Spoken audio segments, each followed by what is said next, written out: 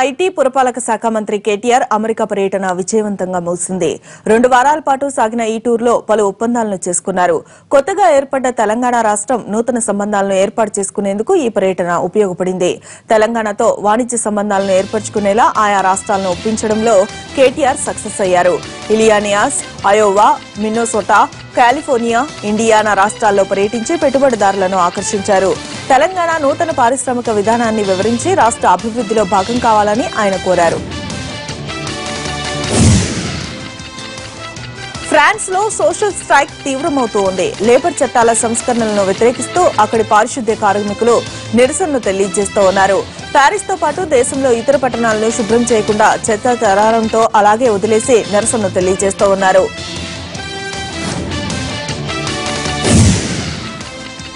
కరుడుగట్టిన ఉగ్రవాద సంస్థ ఐఎస్ఐఎస్ గత ఏడాది $100 కోట్ల ఆదాయాన్ని ఆర్జించిందని లెక్కగట్టింది అమెరికా రక్షణ అధికారుల బృందం.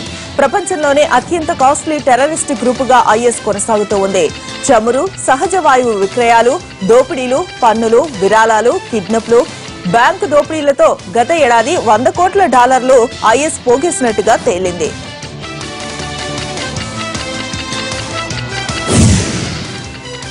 నిత్యం రద్దీగా ఉండే దుబాయ్ ఎయిర్పోర్ట్ శనివారం గంటపాటు మూతపడింది. ఎయిర్ స్పేస్ లో అనధికార డ్రోన్ సంచారాన్ని గుర్తించడంతో అధికారులు అప్రమత్తమయ్యారు. ఉదయం 11 గంటల నుంచి 12 గంటల వరకు ఎయిర్ ట్రాఫిక్ ను పూర్తిగా నిలిపివేశారు. దీంతో అనేక విమానాలు ఆలస్యం కావడంతో కొన్ని విమానాలను దారి మళ్లించారు. వెనిజులాలో అధికార ప్రతిపక్షాల మధ్య చిచ్చు రాజుకుంటూ ఉంది. అధ్యక్షుడు నికోలస్ మధురో పదవి నుంచి దిగిపోవాల్సిందిగా ప్రతిపక్షం రెఫరెండం నిర్వహించే ప్రయత్నాలను చేస్తోంది. ఇందుకు దేశవ్యాప్తంగా ఉన్న విద్యార్థుల నుంచి మద్దతు లభించడంతో ఉద్రిక్తత చోటు చేసుకుంది. ఆందోళనకారులు రోడ్లను దిగ్బంధిస్తూ ఉండటంతో ఎక్కడికక్కడ భద్రతా చర్యలు తీసుకుంటూ ఉన్నారు పోలీసులు.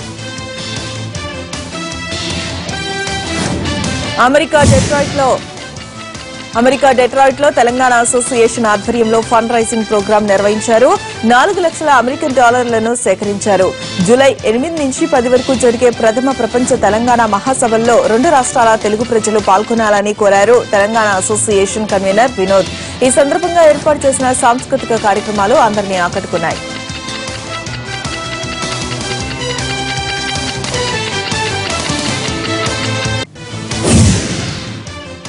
అమెరికాలోని హ్యూస్టన్ లో తెలంగాణ అసోసియేషన్ ఆధ్వర్యంలో మీట్ అండ్ గ్రీట్ నిర్వహించారు. ఈ కార్యక్రమంలో పాల్గొన్న ఎంపీ వినోద్ బంగారు తెలంగాణ నిర్మాణంలో ఎన్ఆర్ఐలు పాలుపంచుకోవాలని అన్నారు. ఎంతో మంది త్యాగాల వల్లనే తెలంగాణ ఏర్పడిందన్న ఆయన రాష్ట్ర అభివృద్ధిలో అందరూ భాగస్వాములు కావాలని అన్నారు. ఈ సందర్భంగా ఎంపీ వినోద్ ను సన్మానించారు నిర్వాహకులు. బ్రిటన్ మహారాణి ఎలిజబెత్ II పుట్టినరోజు వేడుకల సందర్భంగా లండన్ లో కలర్ పరేడ్ ను నిర్వహించారు. ఎలిజబెత్ II తో పాటు రాజకుటుంబ సభ్యులందరూ పాల్గొన్నారు. 1600 మంది సైనిక సిబ్బంది, 300 గుర్రాలు, 400 మంది సంగీత వాయిద్యకారులతో అట్టహాసంగా పరేడ్ జరిగింది. క్వీన్ కు గౌరవ వందనం సమర్పిస్తూ గగనతలంలో రాయల్ ఎయిర్ ఫోర్స్ చేసిన విన్యాసాలు ఆకట్టుకున్నాయి.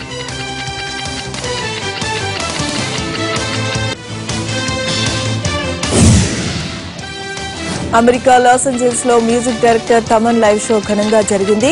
లాస్ ఏంజెల్స్ తెలుగు అసోసియేషన్ ఆధ్వర్యంలో నిర్వహించిన ఈ కార్యక్రమంలో సుమారు 1000 మంది ఎన్ఆర్ఐలు పాల్గొన్నారు.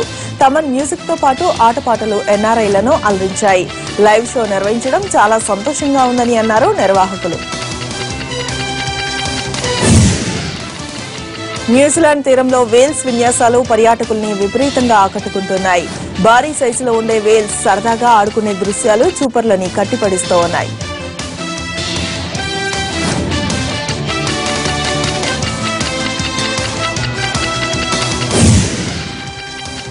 జపాన్ రాజధాని టోక్యోలో జరుగుతున్న టాయ్ షో సందర్శకుల్ని విపరీతంగా ఆకట్టుకుంటుంది. బిగ్ సైట్ ఎగ్జిబిషన్ సెంటర్ లో జరుగుతున్న ఈ షోలో 160 కంపెనీలు పాల్గొన్నాయి. ఎలక్ట్రానిక్ గాడ్జెట్స్ ను మించిన స్థాయిలో రూపొందిన బొమ్మలు సందర్శకుల్ని ఆకర్షిస్తూ ఉన్నాయి.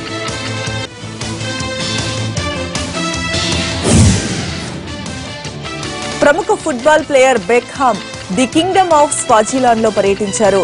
హెచ్ఐవి వ్యతిరేక ప్రచారంలో పాల్గొనడానికి ఆయన స్వాజిలాండ్ లో పర్యటించారు.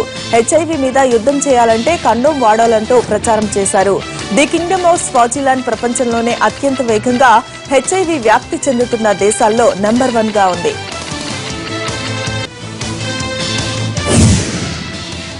Australia Open Series badminton tournament లో భారత్ కు పతకం ఖరారైంది.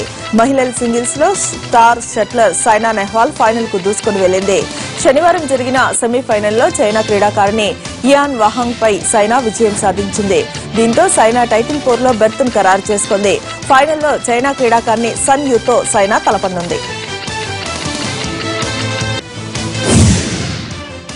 జింబాబ్వే టూర్ను సక్సెస్ తో మొదలుపెట్టింది టీమిండియా. మొదటి వన్డేలో 9 వికెట్ల తేడాతో విజయం సాధించింది.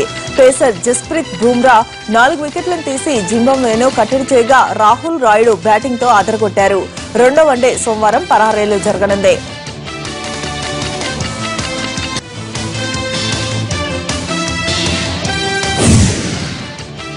భారత యువ బ్యాట్స్మెన్ రాయుడు ధోనీ రికార్డును సమం చేశాడు. శనివారం జింబాబ్వేతో జరిగిన వన్డేలో రాయుడు 1000 పరుగుల మైలురాయిని చేరుకున్నాడు. భారత్ తరపున 29 ఇన్నింగ్స్ లో 1000 పరుగులు చేసిన రికార్డు ధోనీకి ఉండేది. తాజాగా రాయుడు ఈ రికార్డును సమం చేశాడు.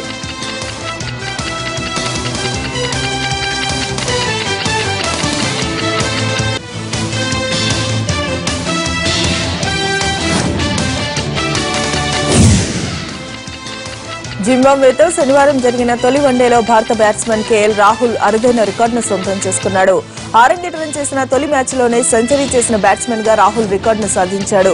గతంలో రాబిన్ ఉతప్ప పేరుతో ఉన్న 86 పరుగుల రికార్డును చెరిపేశాడు. 115 బంతుల్లో రాహుల్ సెంచరీ చేశాడు. భారత్ విజయానికి మరొక 2 పరుగులు ఉందనగా రాహుల్ 94 పరుగుల వద్ద ఉన్నాడు.